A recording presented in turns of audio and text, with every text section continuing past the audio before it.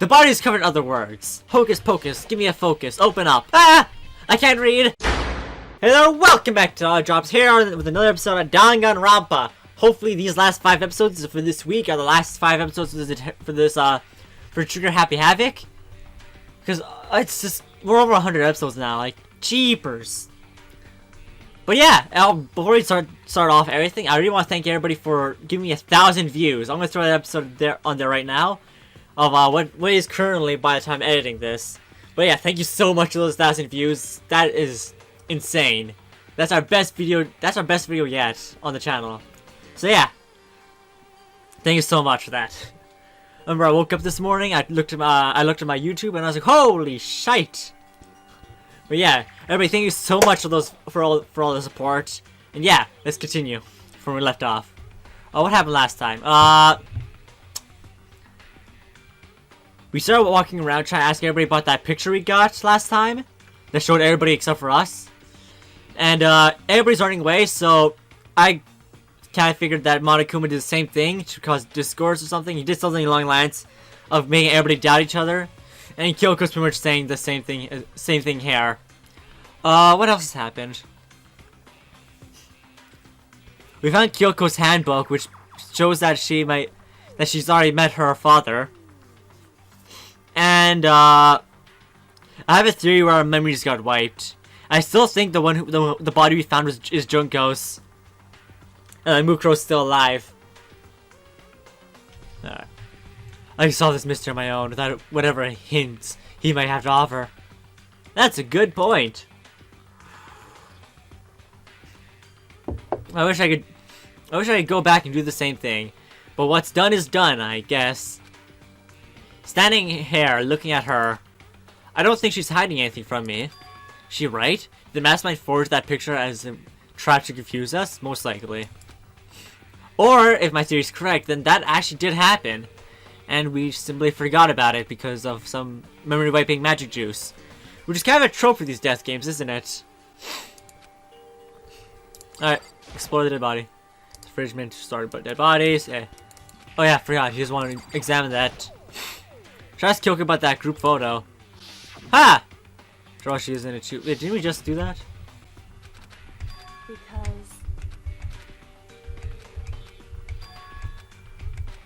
Yeah, what about the notebook? Are you not going to talk about that? What do we do now? I think I remember seeing Kagakure in the, oh, shite. These aren't. It would seem the blue light comes on when a slot is occupied. Yeah, I know. So when someone's in there, the blue light comes on. Looking around, the number of lights are on, including Mukuro's. There's 9 in all. 9? 9 lights! But yeah. So why didn't they add that at the beginning? I can't leave this. You guys look at the tarps then? You know, I think I've seen this tarp like this summer before. Yeah. They're the same ones I found in the garden tool shed. I remembered that tarp. There's a stamp on it that says Biolab. Or it could say Biohazard. And that's the tarp that was used to help camouflage the murder in the garden. At some point, someone got it from the Biolab and took it over there. Which could only be Kyoko or Monokuma. And I think it's Monokuma. Well, it's the mastermind, but you know what I mean. I think it's Mukuro that did it. Charter's an update in the truth book section of my handbook. Okay, Makoto, I'm done. Alright, geez, that was fast. Indeed. Anyone can do good work if they go slow. In fact, in that spirit, I'll make my report be brief. So, did you find anything? Indeed. I paid careful attention to the wounds on the traces of blood. It seems highly likely that the stomach wound, the blow to the back of the head were inflicted after death. Really? The burnt tissue makes things a little different, but I'm completely confident in my findings. So that means neither of those were the fatal injury, right? Yeah! It's gotta be Junko's body. Then that's what was the fatal injury. Due to an explosion, the victim's identity is unknown. They were, however, dead before the blast. The victim had been stabbed a single time with a knife, which went completely through the body. They had also been struck in the back in the head with an object that was about as thick as a metal pipe. The body was covered in other words. In other words, the body was covered in other words. Jeepers. The body was covered in other wounds. But these were at least several days old. The only option is those other wounds, but the file says they're old. Is that right? Where does it say that they're old? Huh? Because... Makoto says they're inflicted at least several days ago. I guess I don't see the difference. Wrong. Well, the difference is immense, considering the impression they give. Listen. Used to be equating several days old with simply old. However... But that isn't quite full logically. Old wounds makes it sound like they've been there forever. And they're not related to the murder. Are you saying they are? But we all got the Monokuma file right after she was killed, right? So the wounds were at least a few days old. There's no way they could have have anything to do with it. So then, But if Muko herself wasn't killed within the last few days. What? at the very Certainly, can you allow it as one of many possibilities? Can you? One of many. right. The detective doesn't have supernatural powers. There's no way to predict the answers from the beginning. Instead, the ideal detective begins by imagining as many possible scenarios as I can. Just like in Murdoch Mysteries. In other words, Or Sherlock Holmes. Which one is it? They envision these possibilities without prejudice, without bias, using only their logic and common sense. Then, as they investigate, they test what they find against each of these possibilities. Of course, I'm telling you this doesn't mean you'll be able to you'll be any good at detective work. Was that just a gut punch from you or something? What was that? But beyond using that to solve this particular mystery, you should keep it in mind for the future. Nice! hey, So is there anything else you'd like to know about the condition of the body? Now's the time. Come to think of it, there was one thing. Earlier when I was looking at Muko's profile, it listed her height, weight, so... 5 foot 7 inches, 97 pounds. Vitals were 31, 22, 32. Did I get all that right? You remembered all that? They're all indeed consistent with the corpse. So then, Indeed. don't forget about the Van Muir tattoo. There's absolutely no mistake. Indeed. Our victim in this case, without doubt, is Mukuro Igasaba. Okay, new theory. Junko was previously Mukuro. And the mastermind is just someone entirely different. No, that doesn't make sense.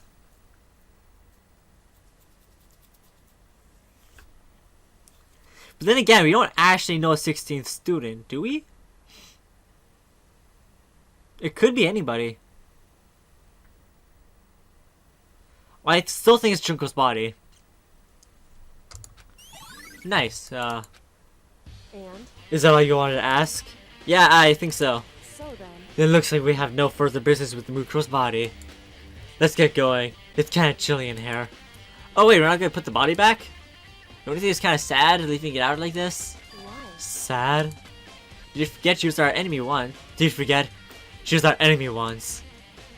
A part of the ultimate despair of Boots. But she still got killed, she's still a victim. Hey, You ever heard of the phrase, you reap what you sow? Well, yeah, but still. You really are naive, you know that? It really is quite appalling. But she could have abandoned me, but she decided to help me instead. For someone like that, what does it mean to be naive? so then... I think we've done all we can do here.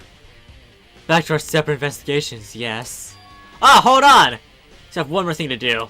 Something I need to ask Kyoko about. This notebook! Ah!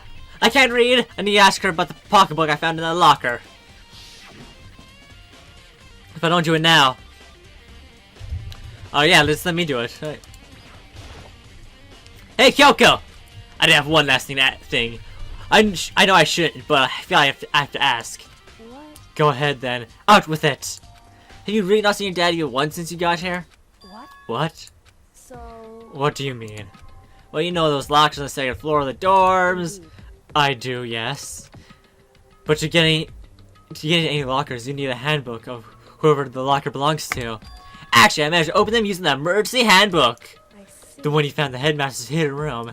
And? So, do you find anything worthwhile in the lockers? I found a pocketbook, and after looking through it, I think it must be your pocketbook. Oh, yeah, she's doubting us. Why is that? What makes you say that? You know what, this game would probably be like 10 times more interesting? It's like had in the style that, you know, Until Dawn or, their new game, The Quarry? I can't remember the company's name. But imagine it was like that. That would be really cool. If the game was set up like that. Because... Like I said, only the locker's owner should be able to get into it, right? I can't imagine those lockers belong to any of us. After all, we got access to that area just recently. What I'm saying is, there's no way I could have had access to those lockers. If I did have a pocketbook, why would I bother putting it in the locker? Everything you just said makes perfect sense, but there's something written inside. It's about the headmaster, about your father. What? Huh? If that's Could that true, mean that video's real too? Video? Video? Makoto. Makoto, I think everything is finally starting to fit together to real cohesive picture. Although I'm afraid that picture might be worse than anything we could have imagined. What are you talking about? I need to go investigate those lockers right now to confirm what you just said with my own 2 eyes. Oh, now let me give you the headmaster's handbook. That way you can. That won't be necessary. I'm right about this. I shouldn't have any problem opening the locker with my own handbook. After all, it would seem that it's my locker. Your locker? If you watch this, it'll make perfect sense. Urgent interviews. A DVD?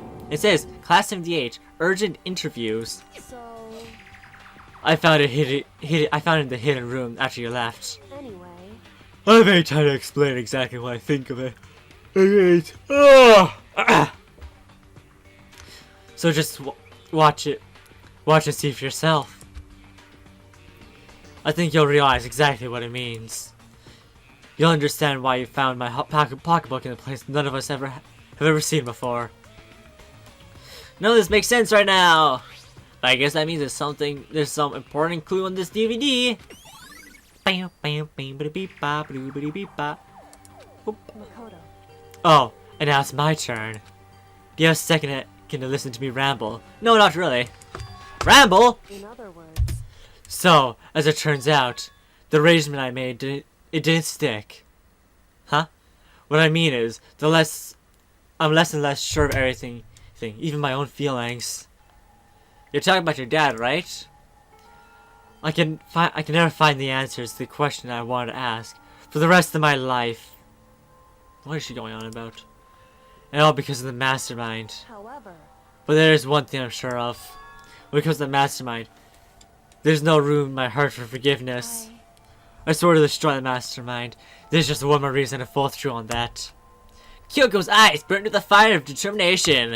And the determination to defeat the mastermind.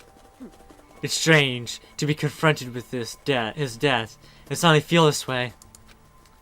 I couldn't care less if my father had found happiness. Why? So why is it? Why does it bother me so much to know that how he suffered? It's ridiculous. There's just no understanding it, I guess. She let out a smile and laugh as she said that. But with her smile was filled with sorrow. So, that's it for my rambling. There's still much to do before I can consider my task complete. Yeah, you're right! Hey. But keep this in mind. There's only ever one absolute truth. Whether that truth serves justice or suffering. Whether the greatest truth or the worst. What do you mean? Makoto. Even if the truth you uncover is filled with hopelessness. You can still blah blah. Absolutely not, because that's all I can do to keep moving forward. That's pretty much all I'm good at, you know. Indeed. Sorry if that was strange. So then... Anyway, I need to get going. I'll see you in the class trial. Leave behind the final farewell. Kyoko's gone! I better get going myself. I got that DVD from Kyoko. Should the AV room and check it out. Kyoko says something about the hopeless truth. No matter what happens, I won't lose hope. Even the worst truth in the world, I can't afford to lose. I'm gonna go visit the garden real quick. I think that's where Hero was. I don't think we need to go investigate this area.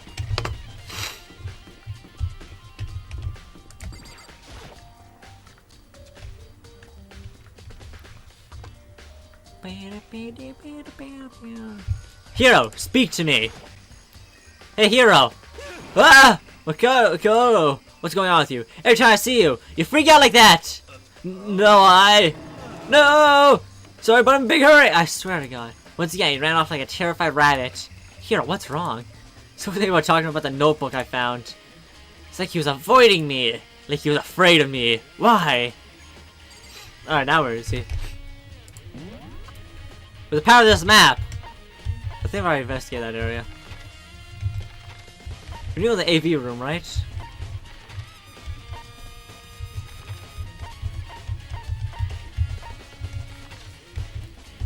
I figured it out. Go! No, I won't be gambling my addiction. Oh wait, what? I won't be gambling today. I missed the AV room. Hocus pocus, give me a focus. Open up.